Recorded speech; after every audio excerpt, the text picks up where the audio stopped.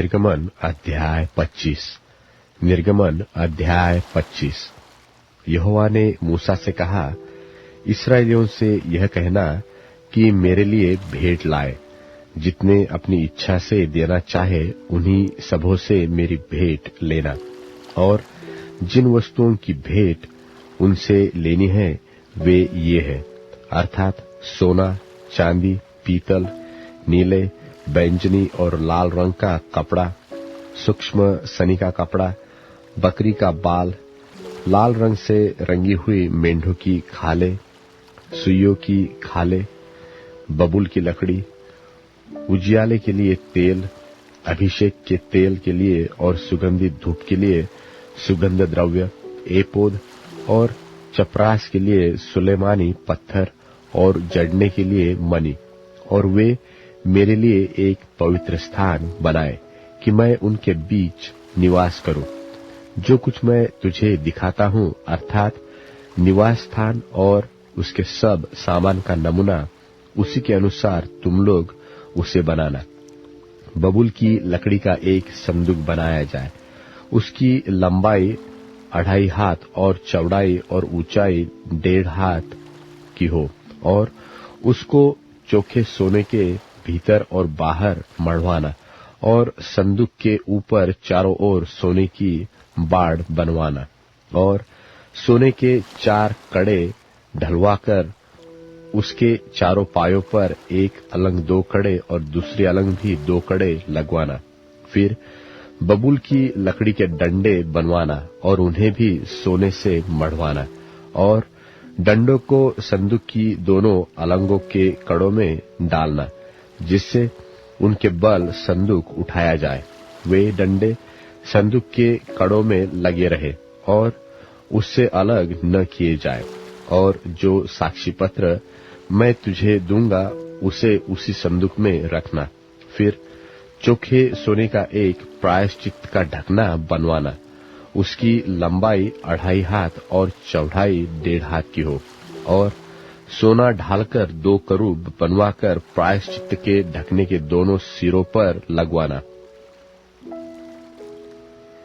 एक करूब तो एक सिरे पर और दूसरा करूब दूसरे सिरे पर लगवाना, और करूबों को और प्रायश्चित के ढकने को एक ही टुकड़े से बनवाकर उसके दोनों सिरों पर लगवाना। और उन करूबों के पंख ऊपर से ऐसे फैले हुए बने कि प्रायश्चित का ढकना उनसे ढपा रहे, और उनके मुख आमने सामने और प्रायश्चित के ढकने की ओर रहे। और प्रायश्चित के ढकने को संदूक के ऊपर लगवाना। और जो साक्षी पत्र मैं तुझे दूंगा उसे संदूक के भीतर रखना, और मैं उसके ऊपर रहकर तुझसे मिला करूंगा। और इस्राएलियों के लिए जितनी आज्ञाएं मुझको तुझे देनी होगी, उन सबों के विषय में मैं प्रायश्चित के ढकने के ऊपर से और उन करूबों के बीच में से जो साक्षी पत्र के संदूक पर होंगे तुझसे वार्तालाप किया करूंगा। फिर बबूल की लकड़ी की एक मेज बनवाना। उसकी लंबाई 2 हाथ और चौड़ाई 1 हाथ और ऊंचाई 1.5 हाथ की हो।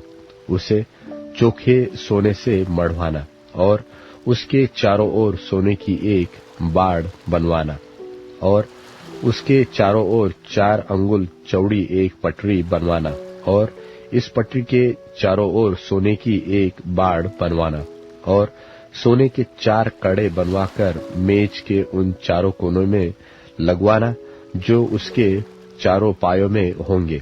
वे कड़े पटरी के पास ही हो, और डंडों के घरों का काम दे कि मेज उन्हीं के बल उठाई जाए। और डंडों को बबूल की लकड़ी के बनवाकर सोने से मढ़वाना, और मेज उन्हीं से उठाई जाए। और उसके परात और धूपदान और चमचे और उंडेलने के कटोरे सब चोखे सोने के बनवाना। और मेज पर मेरे आगे भेंट की रोटियां नित्य रखा करना। फिर चोखे सोने की एक दिवट बनवाना। सोना ढलवाकर वह दिवट पाए और डंडी सहित बनाया जाए। उसके पुष्पकोश, गांठ और फूल सब एक ही टुकड़े के बने, और उसकी अलंगों से 6 डालियां निकले, 3 डालियां तो दिवट की एक अलंग से और 3 डालियां उसकी दूसरी अलंग से निकली हुई हो। एक एक डाली में बादाम के फूल के समान 3-3 पुष्पकोश, एक एक गांठ और एक एक फूल हो। दिवट से निकली हुई 6 डालियों का यही आकार या रूप हो और दिवट की डंडी में बादाम के फूल के समान 4 पुष्पकोण अपनी अपनी गांठ और फूल समेत हो और दिवट से निकलती हुई 6 डालियों में से 2-2 डालियों के नीचे एक एक गांठ हो।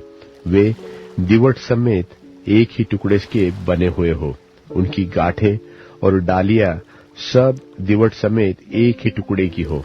चोखा सोना ढलवाकर पूरा दिवट एक ही टुकड़े का बनवाना और 7 दीपक बनवाना और दीपक जलाए जाए कि वे दिवट के सामने प्रकाश दे और उसके गुलतराश और गुलदान सब चोखे सोने के हो। वह सब इन समस्त सामान समेत किक्कार भर चोखे सोने का बने और सावधान रहकर इन सब वस्तुओं को उसके नमूने के समान बनवाना जो तुझे इस पर्वत पर दिखाया गया है। परमेश्वर इस वचन के पढ़े और सुने जाने के द्वारा आप सभी को आशीष दे।